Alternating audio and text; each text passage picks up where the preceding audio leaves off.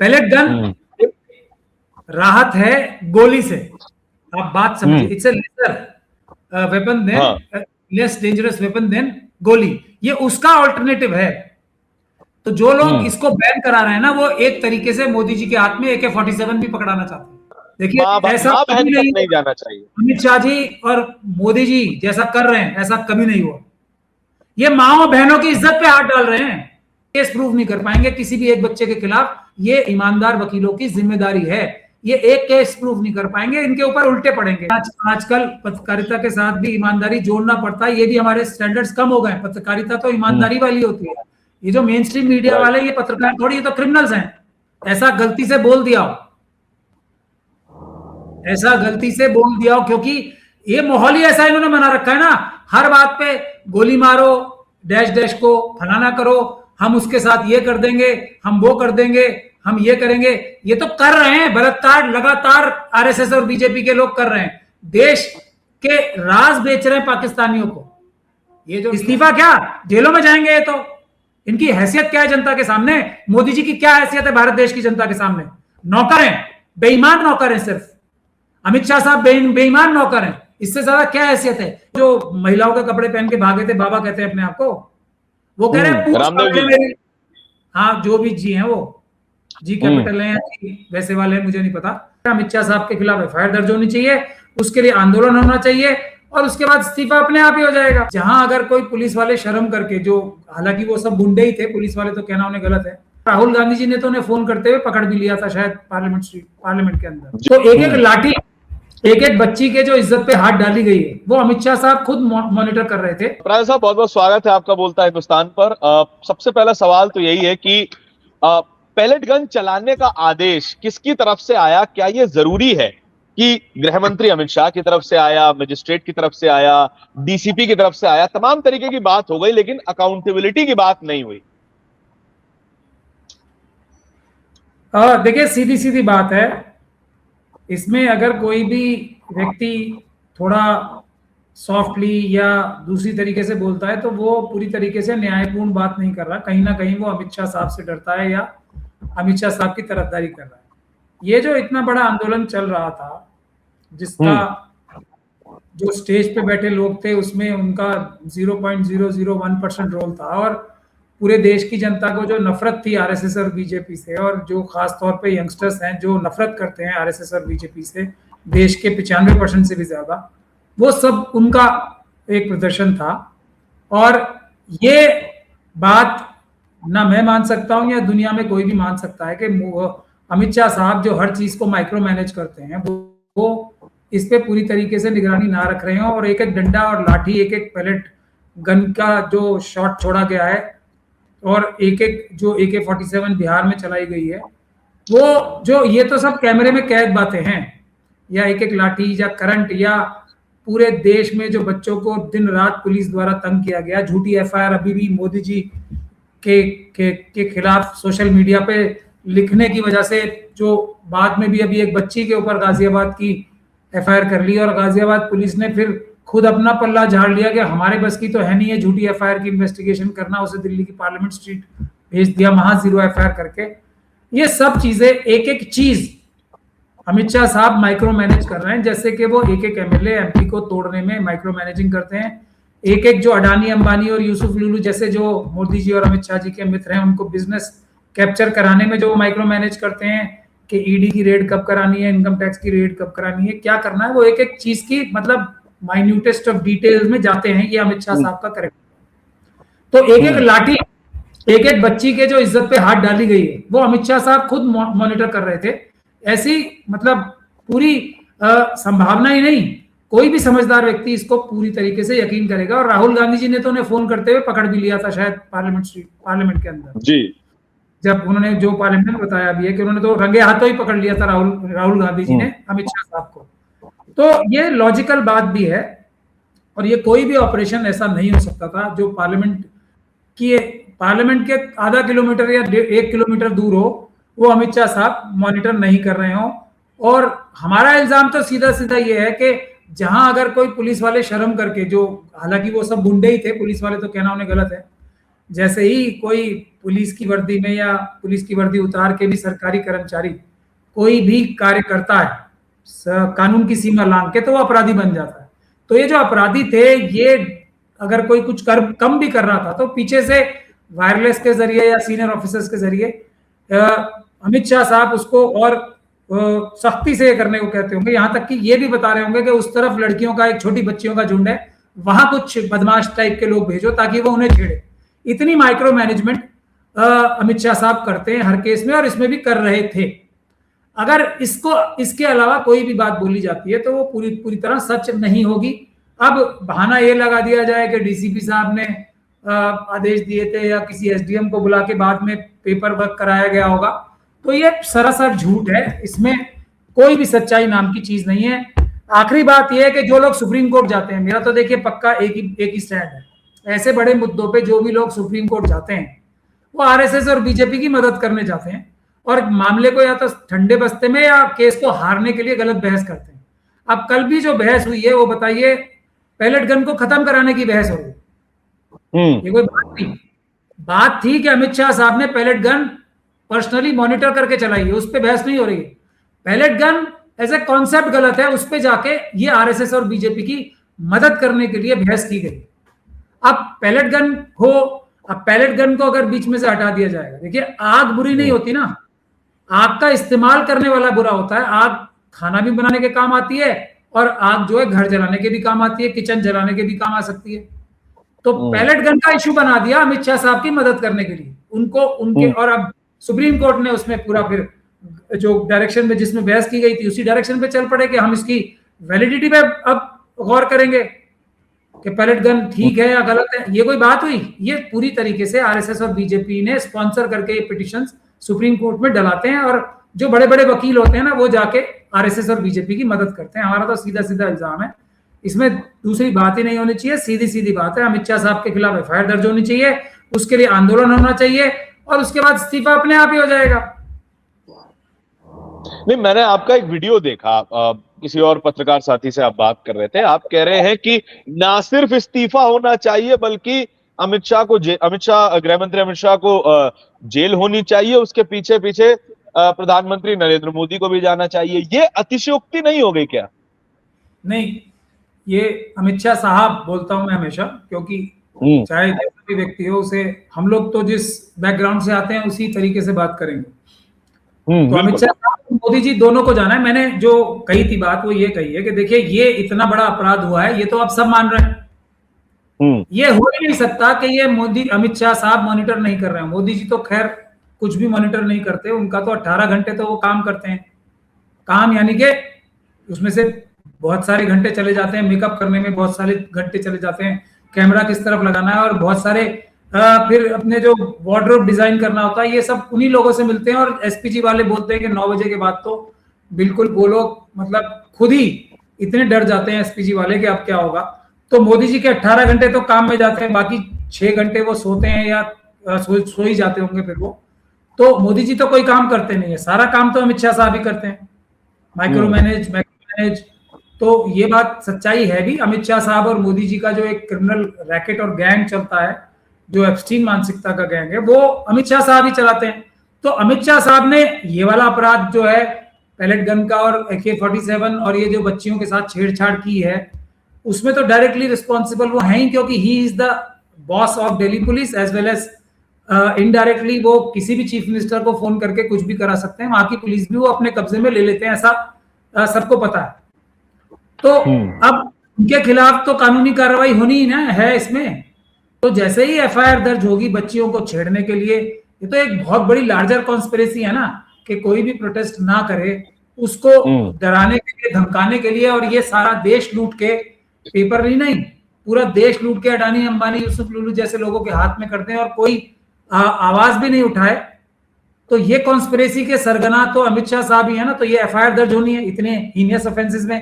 जैसे ही एफआईआर दर्ज होगी तो गृह मंत्री के पद से इस्तीफा देना पड़ेगा। जैसे ही इस्तीफा होगा, मैंने यही कहा था कि अमित शाह साहब खुद हम जैसे लोगों को बीजेपी, सिर्फ मोदी जी के जितने कच्चे चिट्ठे हैं ना वो नहीं देंगे हमें, बल्कि सभी बीजेपी के लीडर्स के दे देंगे, ताकि वो स्वयं फिर वो भी जेल चले जाएं। इसमें अतिशोक्ति क्या है मुझे समझ में नहीं आ रहा। अपराध तो सब कर ही रहे हैं ना, कौन सा अपराध ऐसा है जो नहीं किया उन्होंने। मंदिरों के अंदर से, मस्जिदों के अंदर से, वक्फ बोर्ड की जमीनों से, ट्रस्ट की जमीनों से, हर जगह तो इन्होंने अपराध ही अपराध किए। कहाँ ऐसा है जगह भारतवर्ष में, कौन सी ऐसी जगह छोड़ी है जहां आरएसएस और बीजेपी वालों ने अपराध ना किए? तो जेल तो इन्हें जाना ही। देखिए, और भी कई विषय इस पूरे मामले के आसपास घूम रहे हैं।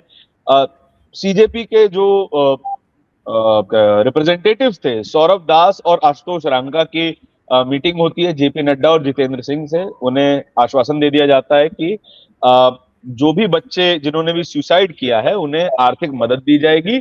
उसके अलावा जो भी प्रोटेस्ट में शामिल हैं उनके खिलाफ कोई कानूनी कार्रवाई नहीं की जाएगी। लेकिन हमें देखने को मिलता है कि नोएडा की एक लड़की, 21-22 साल की लड़की है, वो उसके ऊपर एफआईआर की कोशिश की जाती है, एफआईआर हो भी जाती है। एक गाजियाबाद का जिक्र आपने बताया, और कई जगहों पे छात्रों को, युवाओं को डिटेन किया जा रहा है, उनके खिलाफ एफआईआर दर्ज की जा रही है, और इसमें कई सारे कथित हिंदू संगठन वाले लोग भी इसमें शामिल हैं। तो क्या ये जो आश्वासन था उसका कोई कानूनी ग्राउंड मौजूद है क्या, कि हम इस आश्वासन पर कोई कानूनी ग्राउंड बना सके कि अरे आपने वादा किया था, आपने एफआईआर करवा दी? हाँ, अमित शाह साहब और नड्डा जी और जितेंद्र सिंह जी और मोदी जी तो अपने वादे के पक्के हैं ही। अब राहुल जी ने एक बात कही है अमित शाह साहब के बारे में, या तो वो दोनों सूरतों में उन्हें इस्तीफा देना चाहिए, या तो वो डायरेक्टली इन्वॉल्व थे इसमें, हिंसा में जो इसके भ्रष्ट अधिकारियों ने, जो कि गुंडे होते हैं, उन्होंने की है, या फिर वो अनभिज्ञ थे। दोनों ही सूरतों में, या वो मतलब इस लायक ही नहीं है कि वो होम मिनिस्टर के पद पे रहें, क्योंकि ऐसी गतिविधि हो रही है उन्हीं के डिपार्टमेंट के अंडर। तो दोनों ही स्थिति में वो दोषी हैं, ऐसा राहुल जी ने कहा है। तो वही बात मैं सीजेपी के लीडरशिप के लिए कहना चाहता हूं कि ये बहुत बड़ा धोखा हुआ है जो देश के नौजवान हैं उनके साथ। अब ये धोखा कब से हुआ है इसके बारे में ये इन्वेस्टिगेशन का विषय है, लेकिन धोखा हुआ है, इसमें अब किसी को कोई शक नहीं होना चाहिए। अब जो आप बता रहे हैं गाजियाबाद की वो बच्ची के बारे में ही मैं आपको बताया था कि उसके खिलाफ 0 एफआईआर गाजियाबाद में हुई, उसे ट्रांसफर यहां कर दिया है, क्योंकि गाजियाबाद पुलिस ये जानती है कि भाई ये झूठा मुकदमा है, और अच्छे वकील हैं इस बच्ची की रक्षा करने के लिए, हम जैसे बहुत सारे लोग हैं। ये झूठा मुकदमा किया है ना, ये वापस गाजियाबाद पुलिस के सर पे ही जाएगा, ये झूठा मुकदमा करना, और उन्हीं के खिलाफ एफआईआर दर्ज होगी। तो ये बात अगर सीजेपी वालों को पता नहीं थी कि मोदी जी और अमित शाह जी और नड्डा जी और ये सब कितने ईमानदार और कितने बात के धनी हैं, तब तो ये इस लायक ही नहीं है कि ये पब्लिक डोमेन में किसी भी चीज पे आए। इनका पूरी तरीके से बायकॉट होना चाहिए, देश के युवाओं को इनका बायकॉट करना चाहिए कि इतने अगर बेवकूफ ही हैं ये, जिन्हें यही नहीं पता कि मोदी जी कभी सच बोल ही नहीं सकते, अमित शाह साहब कभी सच बोल ही नहीं सकते, नड्डा जी और ये जितेंद्र सिंह जी जो आरएसएस और बीजेपी के मंत्री हैं वो कभी सच बोल ही नहीं सकते, वो झूठी झूठ बोलेंगे। और दूसरी वजह ये हो सकती है कि ये लोग मिले हुए हैं, जिसका मुझे शक ज्यादा है। मैं तो पहले दिन से इसलिए स्टेज पे भी नहीं गया, हालांकि मुझे बुलाया गया था, क्योंकि इनकी जो हाव भाव से मुझे लग रहा था कि ये लोग मिले हुए हैं आरएसएस। और वो बात अब तरीके से, मतलब अब कोई शक की गुंजाइश नहीं रह गई है। जब इस गाजियाबाद की बच्ची के ऊपर एफआईआर कर दी दिल्ली पुलिस ने, स्पेशल सेल ने जो आतंकवाद के में इन्वेस्टिगेट करती है, उसने मोदी जी के लिए जो सोशल मीडिया पे लिखा जा रहा है उसके खिलाफ किसी और डिपार्टमेंट ने नहीं किया, स्पेशल सेल से कराई गई है एफआईआर, मोदी, ये अमित शाह साहब ने कह के। तो ये दोनों ही चीजें काफी है ना, और उसमें हजारों पोस्ट हैं, हजारों बच्चों के ऊपर ये निशाना लगाएंगे, और ये लोग पार्टी कर रहे हैं। और अब जाके जो जो जो कश्मीर जा रहे हैं, सोनम वांगचुक साहब, वो मोदी जी की तारीफ करते हुए जा रहे हैं कि जैसे उन्होंने जो ये रेल बनाई है मोदी जी ने अपने हाथों से शायद उसे असेंबल किया था। तो ये लोग तो सब बिल्कुल मिले हुए लोग हैं ना। जब मिले हुए लोग हैं, सारा काम स्पॉन्सर्ड हो रहा था ये, उसमें एक चीज जो इनकी कैलकुलेशन में गलती हुई कि देश की जनता की जो नफरत थी ना, शायद इन्हें ये नहीं पता थी कि इतनी नफरत है हमसे।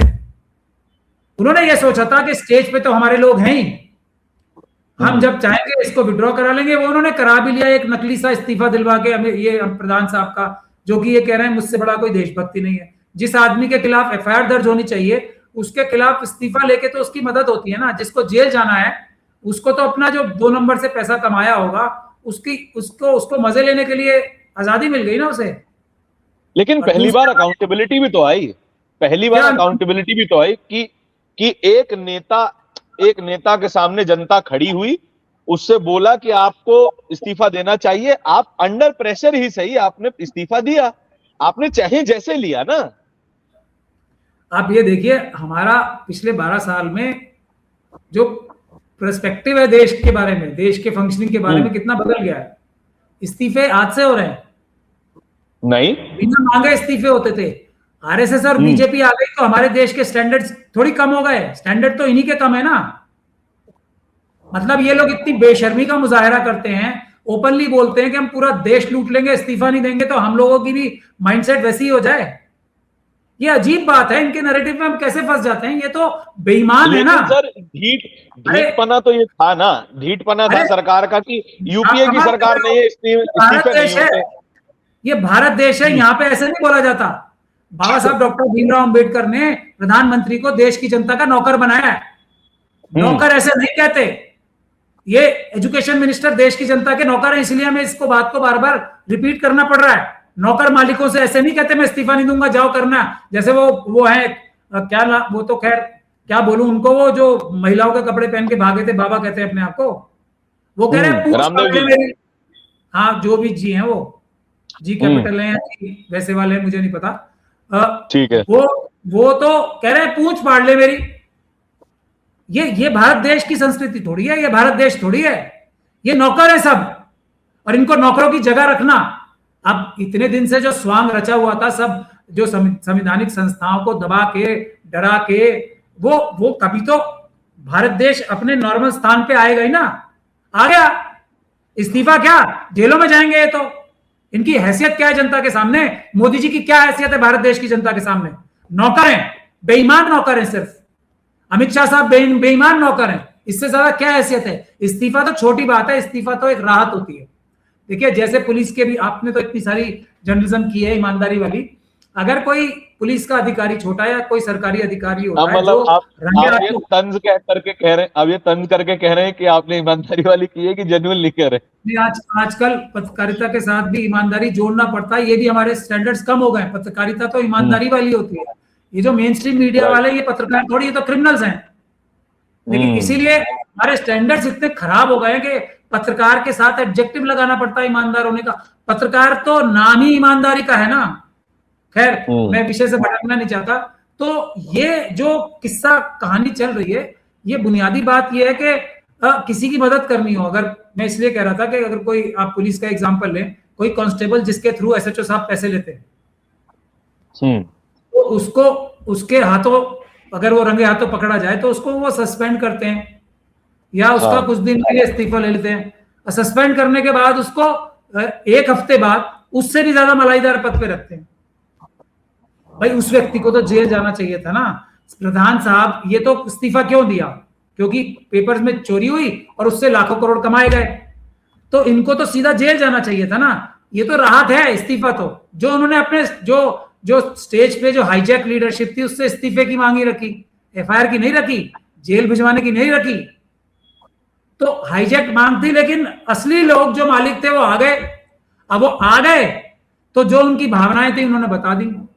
मैं आपको ये बता दूं, ये एक केस प्रूव नहीं कर पाएंगे किसी भी एक बच्चे के खिलाफ। ये ईमानदार वकीलों की जिम्मेदारी है। ये एक केस प्रूव नहीं कर पाएंगे, इनके ऊपर उल्टे पड़ेंगे। बल्कि हम अमित शाह साहब तक ट्रेस कराएंगे इस चीज को कि उन्होंने ये पैलेट गन्स और गोलियां चलवाई थी, हम ट्रेस बैक करेंगे। ये याद रखें अमित शाह साहब। लेकिन जिस तरीके की शब्दावली इस्तेमाल की गई, उस पर बड़े सवाल उठ रहे हैं कि ये वाली जनरेशन जो है वो शालीन भाषा को भूल गई है। तो अमित शाह साहब की मां को गालियां, प्रधानमंत्री जी की मां को गालियां, ये हमने सबने सुना। मैं इस बात पर आश्वस्त हूं कि इस पर एफआईआर नहीं की। एक मिनट, मैं वहां पर था मौजूद। मैं इस बात पर आश्वस्त हूं कि इस पर एफआईआर तो नहीं की जानी चाहिए, लेकिन क्या इस तरीके की भाषा का इस्तेमाल भी किया जाना चाहिए? देखिए, अब मैं तो क्योंकि वकील हूं, मैं ये गारंटी दे रहा हूं कि ये एक भी केस सच्चा नहीं होगा। ये सब झूठे साबित होंगे केस। अगर किसी ने की भी ऐसी भाषा का इस्तेमाल, तो ये सिखाई किसने भाषा उन्हें पिछले 12 साल में? आरएसएस और बीजेपी का कौन सा बड़े से बड़ा और छोटे से छोटा ऐसा नेता है जिसने ये भाषा जो बच्चे संभ्रांत थे उन्हें नहीं सिखाई? बताइए आप मुझे, ये नरेटिव सिखाया किसने? अब हो सकता है कुछ मुट्ठी भर बच्चों ने ये समझ के कि ये भाषा ही इनको समझ में आती है और कोई भाषा समझ में ही नहीं आती, ऐसा गलती से बोल दिया हो, ऐसा गलती से बोल दिया हो, क्योंकि ये माहौल ही ऐसा इन्होंने बना रखा है ना, हर बात पे गोली मारो, डैश डैश को फलाना करो, हम उसके साथ ये कर देंगे, हम वो कर देंगे, हम ये करेंगे। ये तो कर रहे हैं बलात्कार, लगातार आरएसएस और बीजेपी के लोग कर रहे हैं, देश के राज बेच रहे हैं पाकिस्तानियों को। ये जो डीआरडीओ के राज बेचे थे वो कुरलेकर साहब है, क्या साहब है, वो तो आरएसएस के कार्यकर्ता ही है ना। लगातार ये ऐसी गतिविधियों में लिप्त हैं, मां बहन बच्चियों की इज्जतें लूटने में लगातार आरएसएस और बीजेपी के बड़े से बड़े व्यक्ति, चाहे कुलदीप सिंह सेंगर साहब हो या दूसरे लोग। और बात इज्जत लूटने तक की नहीं है, बात बलात्कार करने, हत्या करने तक की नहीं रहती। पूरा का पूरा बीजेपी का जनतंत्र, जो भी उनका तंत्र है, वो उस बलात्कारी को, उस हत्या करने वाले को बचाने में जुट जाता है। ये है आरएसएस का चाल चरित्र और चेहरा। कुलदीप सिंह सेंगर साहब को बचाने के लिए प्रधानमंत्री मोदी जी, अमित शाह साहब और यूपी के सीएम साहब लगे हुए। ये तो मैं खुद केस कर रहा हूं, इसलिए मुझे पता हुआ है। हर जगह प्रेशर बनाया जा रहा है, हर इंस्टीट्यूशन पे प्रेशर बनाया जा रहा है। बच्ची और उसके पति की और उसके परिवार वालों की जान आज भी खतरे में है, आज भी खतरे में है। आप बताओ मुझे, आप चलो कुलदीप सिंह सेंगर साहब ने जो किया, उनको उनकी सजा मिली, आपने सीबीआई उनके साथ जोड़ दी, पूरी जोड़ दी ना। ये तो जुडिशियल फाइंडिंग है कि सीबीआई ने पूरी मदद की है कुलदीप सिंह सेंगर साहब की इस केस को हल्का करने के लिए। तो उसके बाद आप अभी भी बच्ची को डरा रहे हो, धमका रहे हो, उसके पति को डरा रहे हो, उसके खिलाफ झूठे मुकदमे करा रहे हो। ये जो है ना, ये मानसिकता आरएसएस और बीजेपी की। अब उसको क्या बोला जाए, आप मुझे बता दो संभ्रांत भाषा में, इसको क्या बोले हम, किस प्रकार के लोग हैं ये आरएसएस, मोदी जी, अमित शाह जी और ये योगी जी, जो कुलदीप सिंह सेंगर साहब की जो विक्टिम बिचारी है, उसके पूरे परिवार को मार डाला, सबको मार डाला, शांति नहीं मिल रही, अभी भी उसके पति और उसके छोटे छोटे बच्चों के पीछे पड़े हुए जो 1-1 साल के हैं। इसको कैसे एक्सप्लेन करोगे? बच्चे अगर एक लाइन में करना चाह रहे हैं एक्सप्लेन, तो उन्होंने कर दिया जो उनको समझ में आता था। ये मानसिकता जो वो कर रहे हैं, वो तो सिर्फ बोल रहे हैं ना, और वो भी मुट्ठी भर बच्चों ने बोला है, और साबित नहीं कर पाएगा कोई। अमित शाह साहब की सारी ये बेईमान पुलिस के अधिकारी जो है ना, लग जाए, ये हम जैसे वकीलों की गारंटी है, एक केस साबित नहीं कर पाएंगे, एक केस। लेकिन ये बात मैं एक कानूनी पहलू भी आपसे समझना चाहता हूं कि अगर मैं किसी को गाली दे देता हूं पब्लिक फोरम पे आकर के, मैंने मान लीजिए मैंने प्रधानमंत्री को गाली दे दी, तो क्या ये मेरे खिलाफ कोई एफआईआर का ग्राउंड बनता है? क्या मुझे डिटेन किया जा सकता है? मुझे जेल में रखा जा सकता है? क्या ये कॉग्निजेबल ऑफेंस है? अगर है तो सबसे पहले प्रधानमंत्री को बंद होंगे ना। प्रधानमंत्री जी ने गालियां नहीं दी है, अमित शाह जी ने गाली नहीं दी है। कानून सबके लिए बाबा साहब ने बराबर बनाया है। अगर है तो ये सब खुले क्यों घूम रहे हैं, तरह तरह की दुनिया भर की गंदी से गंदी बातें बोलने के बाद? तुम इन सबको बंद करो। मैं आपको पूछ रहा हूं ना कि मतलब ऐसे वीडियोस आए हैं, ऐसे वीडियोस आए हैं कि कुछ बच्चों ने गालियां दी हैं, तो क्या उन्हें अरेस्ट किया जाना चाहिए? आप बजरंग दल, प्रधानमंत्री जी ने, अमित शाह साहब ने जो सब गालियां दी हैं, उनके खिलाफ कर दीजिए, फिर बच्चों को तो हम छुड़ा लेंगे, ये छुट जाए तो बता दीजिएगा। अब जो कानूनी बात पूछ रहे हैं, उसमें ज्यादा से ज्यादा एक सिविल नेचर का ऑफेंस बनता है कि उनकी बदनामी करने की चेष्टा की। अगर उनकी ये बातें कहने से बदनामी हुई है, तो उन्हें ये साबित करना पड़ेगा ना कि वो बदनाम हो गए। बदनाम हो गए, उनकी जय जयकार तो ये लाखों आरएसएस के जो कार्यकर्ता हैं जय जयकार कर रहे हैं, भी बदनाम कहां हुए? बदनाम तो वो बच्चे होते हैं, बदनाम तो ये बच्ची हुई है जिसके खिलाफ, गाजियाबाद की बच्ची जिसके खिलाफ झूठी एफआईआर की है। मोदी जी बदनाम कहां हुए? उनके तो ट्रोल आर्मी उनकी जय जयकार कर रहे हैं, उन्हें बता रहे हैं वो अभी भी क्या है, वो नॉन बायोलॉजिकल व्यक्ति हैं, वो महान है।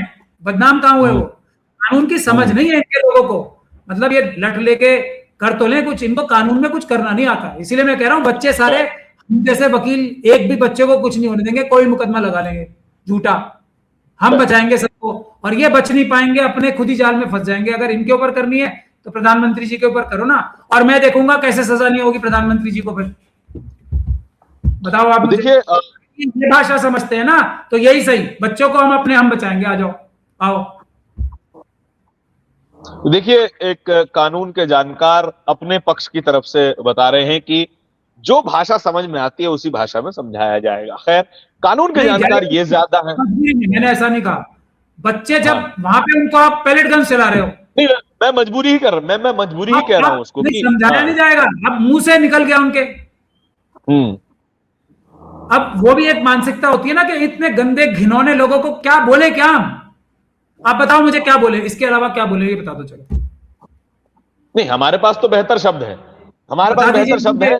वो भावनाएं जो मन में है एक ऐसे व्यक्ति के ऊपर जो होम मिनिस्टर साहब के पद पे बैठा है, वो बच्चियों को अपने पुलिस के भ्रष्ट अधिकारियों से उनकी इज्जत पे हाथ डलवाए, उसके लिए क्या कहोगे आप? मुझे बता दो एक शब्द में बताओ। चलो आप सबरान भाषा में बताओ, बताओ मुझे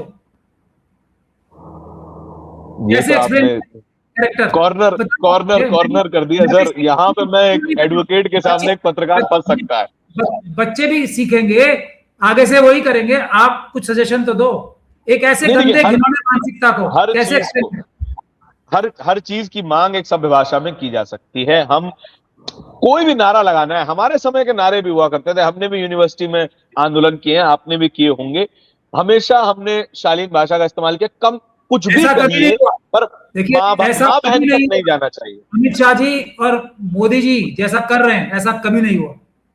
ये माओ बहनों की इज्जत पे हाथ डाल रहे हैं, डाल रहे हैं नहीं डाल रहे, बच्चियों की इज्जत पे हाथ डलवा रहे हैं अमित शाह साहब वहां बैठ के। पर सर हम डेविल को देख करके डेविल जैसे हो थोड़ी जाएंगे, तो हम हमें डेविल में फर्क क्या? नहीं होना चाहिए। लेकिन जिनके साथियों की आंखों पे गोली मार दी गई, उनसे इतना रिएक्शन हो गया, ठीक है, आगे से उनको हम लोग बेटर ट्रेनिंग देंगे कि ऐसे भी नहीं करना चाहिए। लेकिन निकल गया, क्या करें? ये लोग तो कर रहे हैं, जो बोल रहे हैं वो कर रहे हैं। Fair enough. देखिए, ये वो पक्ष थे जो एक वकील से मैं समझना चाह रहा था। ये वो वकील हैं जो कि उन बच्चों के केस भी लड़ रहे हैं जो इन तमाम एफआईआर में परेशान हो रहे हैं। पैलेट गन चलाना कोई सामान्य बात नहीं होती है। कश्मीर में जाकर के देखिए आप, डाउनटाउन में कई ऐसे परिवार दिखाई देंगे जो कि किसी भी तरीके के आंदोलन में शामिल नहीं थे, तब भी पैलेट गन उनके शरीर में लगी और आजीवन उसके निशान रहेंगे। आंखों तक की रोशनी चली गई। जी, लास्ट रिमार्क सर। देखिए, पैलेट गन के बारे में मैंने कहा था ना, जो पैलेट गन को चैलेंज किया है वो आरएसएस से मिलकर किया है सुप्रीम कोर्ट में, और गंदी बहस की है। अच्छी बहस नहीं, गंदी बहस की है। I am forced to say this. Pellet gun राहत है गोली से, आप बात समझिए। It's a lesser weapon than, less dangerous weapon than गोली। ये उसका ऑल्टरनेटिव है। तो जो लोग इसको बैन करा रहे हैं ना, वो एक तरीके से मोदी जी के हाथ में AK-47 भी पकड़ाना चाहते हैं, अमित शाह साहब के हाथ में वो भी पकड़ाना चाहते हैं कि AK-47 ही चलाओ, सीधा इंसास चलाओ, ये पैलेट गन को हटाओ। अगर सरकार के साथ मिलके हो रहा है तो पैलेट गन को बैन भी कराया जा सकता है। वो लेसर इविल है। अगर उसको बीच में से हटा दिया जाए तो सीधे बंदूक का इस्तेमाल होता है। लेकिन नहीं, एक लेवल नीचे भी तो आ सकते हैं। नहीं, बुनियादी आ सकते हैं तो पैलेट गन को बुरा नहीं ना। पहले तो आप खत्म कराओ किसी भी प्रकार के गन को इस्तेमाल करना। नहीं, ये क्या कर रहे हैं? जो पैलेट गन का इस्तेमाल क्यों होता है? क्योंकि गोली नहीं चलानी है। नहीं, इस पिटीशन में जहां तक मैंने पढ़ी, मैंने ये जो पिटीशन जहां तक मैंने पढ़ी उसमें कहा गया कि सिविलियंस पर यूज करना बैन करना होगा। पैलेट गन का इस्तेमाल सिविलियंस पर ना किया जाए। फिर किसके लिए करा जाएगा?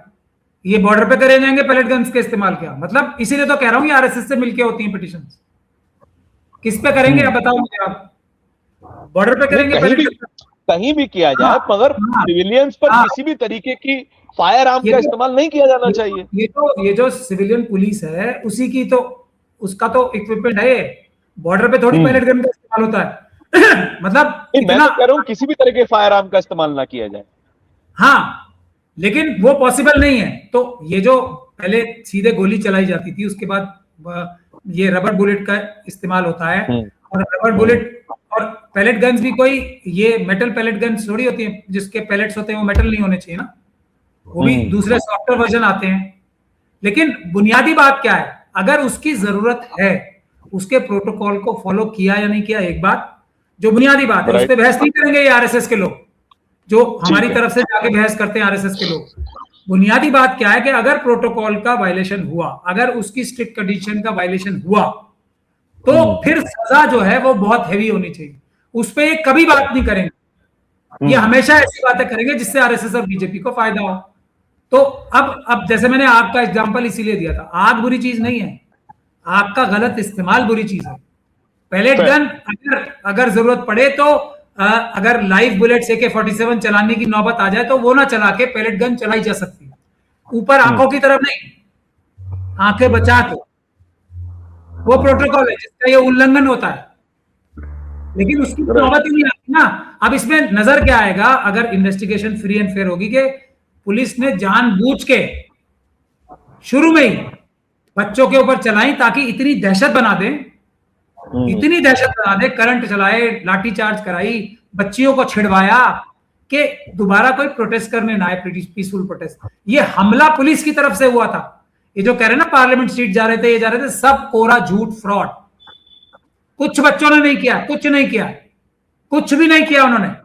पुलिस ने, भ्रष्ट पुलिस के अधिकारियों ने उनके ऊपर हमला किया है, और ये अदालत में हम लोग साबित करेंगे।